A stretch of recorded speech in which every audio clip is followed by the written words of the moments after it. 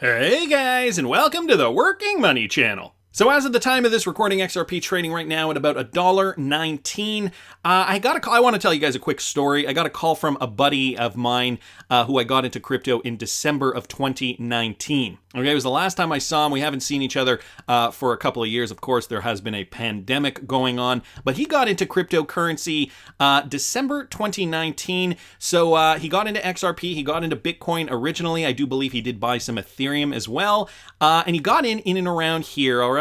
So, he essentially bought XRP 22 cents, and unfortunately, his father had just passed away, and so him and his brother inherited quite a bit of money, actually, and he put a significant portion of that into cryptocurrency. So you can imagine, right, investing when XRP is at 22 cents, and I don't know exactly how much he did put in, but it was certainly 6 digits. I get a call from him yesterday thanking me, saying, you know what, I just cashed out some of my XRP. He hasn't cashed it all out. He says, I've cashed out some of my XRP, I've cashed out all of my Ethereum, and I haven't even touched my Bitcoin yet, and I just wanted to thank you because your advice, without this, I would not have been able to quit my job. He quit his job. He says he set aside about a year's worth that he can live off of.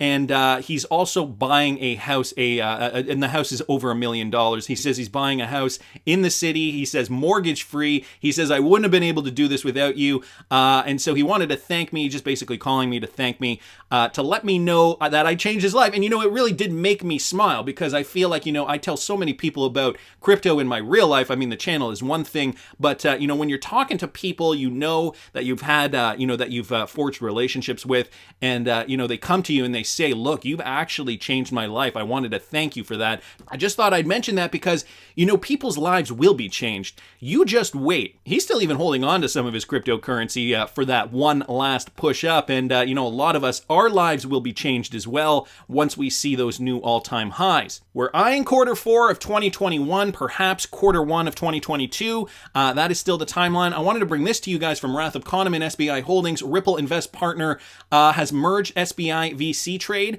with Tao, a crypto exchange they acquired at the end of the year of 2020. So the purpose is to consolidate management and to provide full lineup services that combine crypto assets, in-world and OTC derivatives.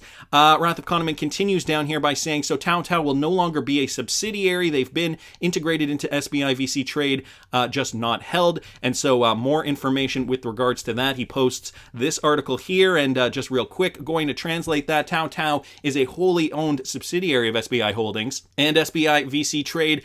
They announced on the 1st, which is today, they have resolved at the board of directors to merge on December 1st. That is the day it is scheduled. As a result, an absorption type merger will be carried out with Tao Corp as a surviving company. The crypto asset virtual currency exchanges Tao and SBI VC Trade provided by each company will continue to provide services even after the merger, and the trading services provided by the company that currently holds the accounts will continue to be available. So that merger is indeed happening. Just down here, further to that information, if you guys are interested in more information about this, there is another article here, I believe, from late 2020 that does just state SBI did acquire the Tao exchange after Binance failed to acquire them. If you made it this far, interesting that Tao was a Yahoo/Z Holdings/SoftBank asset that SBI bought. Does this consolidate the connections with the PayPal/Line Pay connection? So Wrath of Kahneman here just retweeting out a tweet that he posted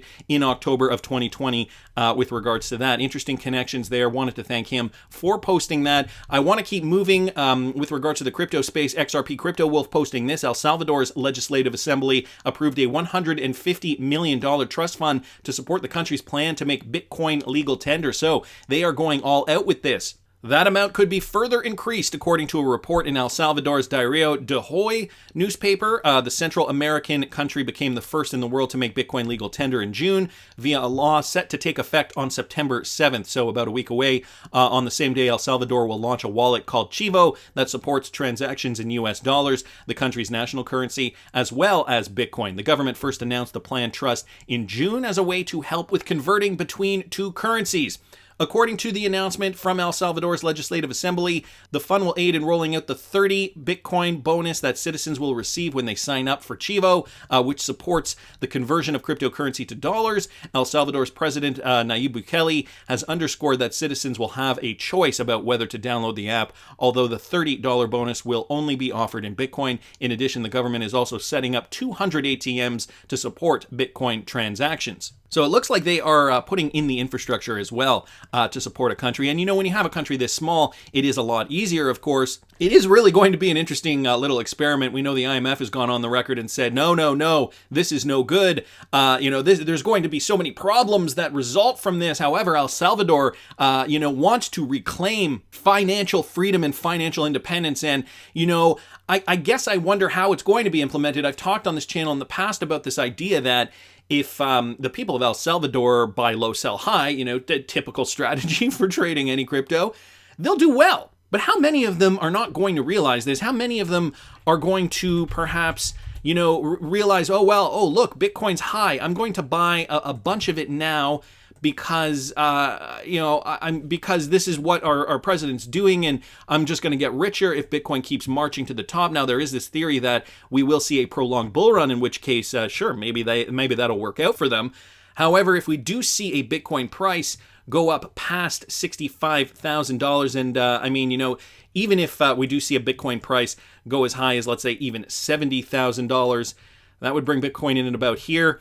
And, routinely we have seen 85% corrections in bear markets. So, that could ultimately bring the price of Bitcoin down to $10,000 perhaps. So buying at $47,000, $48,000, then the price goes all the way back down to $10,000. That could really devastate a lot of people's bank accounts, a lot of people's savings. So it is going to be interesting how they decide to implement this. I wanted to thank XRP Crypto Wolf for posting that. Gonna keep moving with regards to the Ripple case. Now, I did a video this morning with regards to yesterday's telephonic conference, the one from August 31st, guys. If you didn't catch that video, I'll link it up here in the top right-hand corner.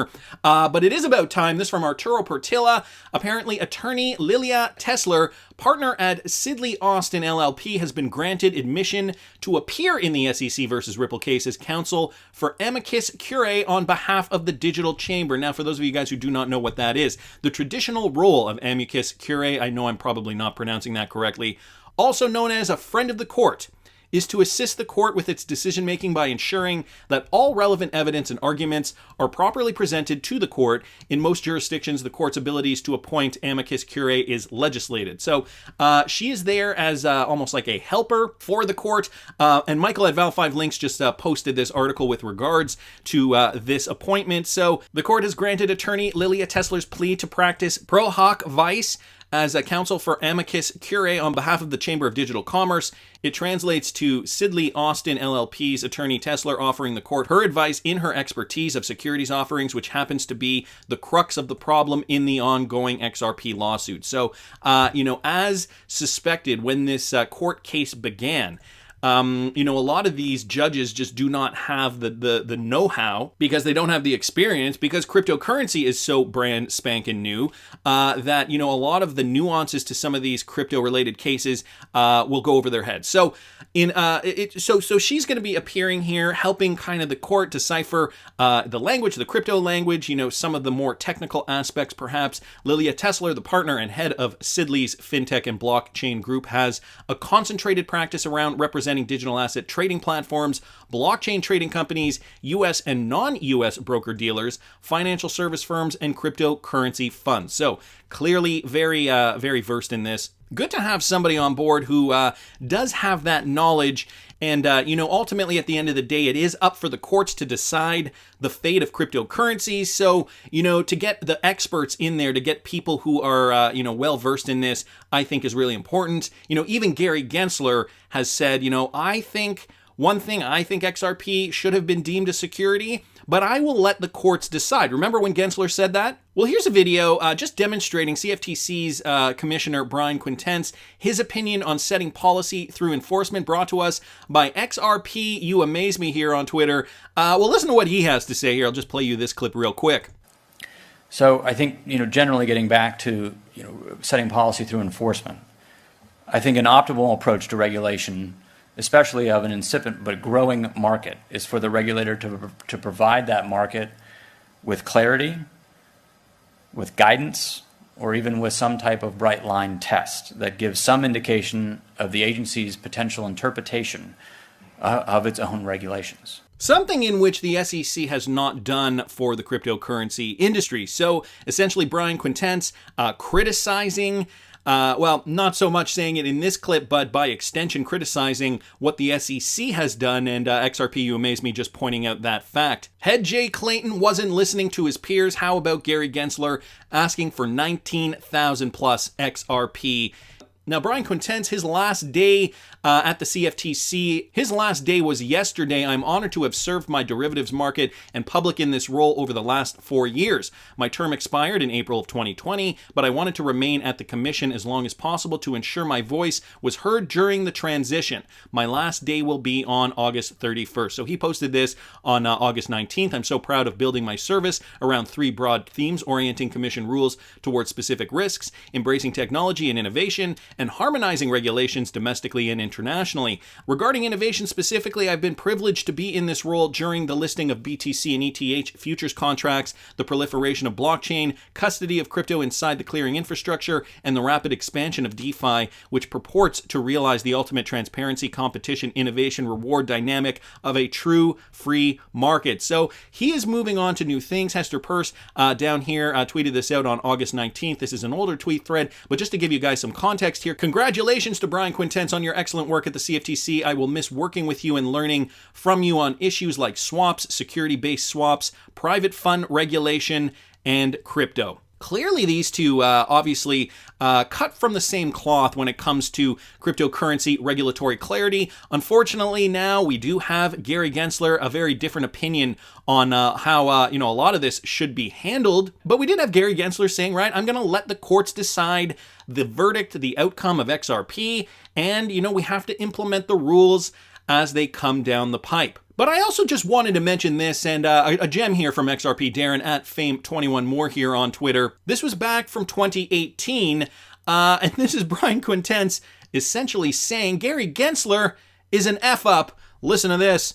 Stand in stark contrast to the actions of recent prior CFTC chairmen. I believe that the CFTC's grim budget situation today is largely attributable to the irresponsible stewardship of the prior administration.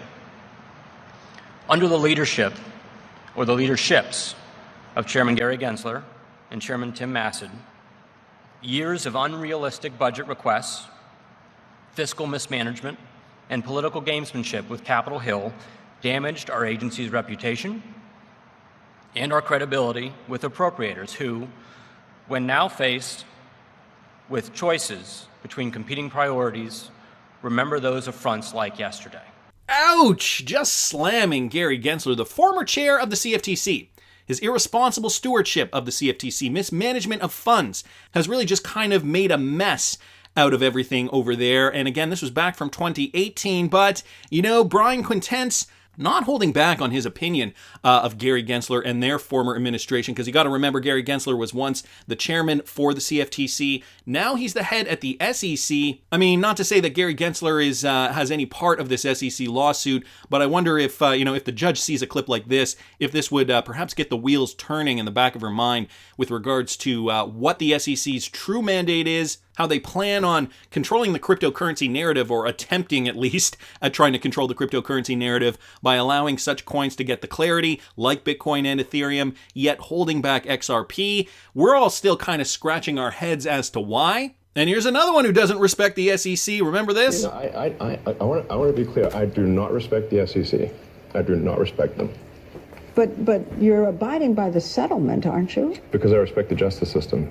Booyah. Elon Musk doesn't respect the SEC. Brian Quintenz, knowing who's at the helm today, likely has the same opinion. And XRP clarity still being held in the balance. But it's okay, guys. We're still on track. The crypto market still plugging away there. And, in the video I did this morning, that clip of Raoul Pal, boy, are we ever going to see XRP appreciation once we get that clarity. That's just my opinion, but I want to hear what you guys think. Please subscribe to the channel if you haven't already. Like the video if you like the content I'm providing. I always love hearing your comments. See you in the next one, guys.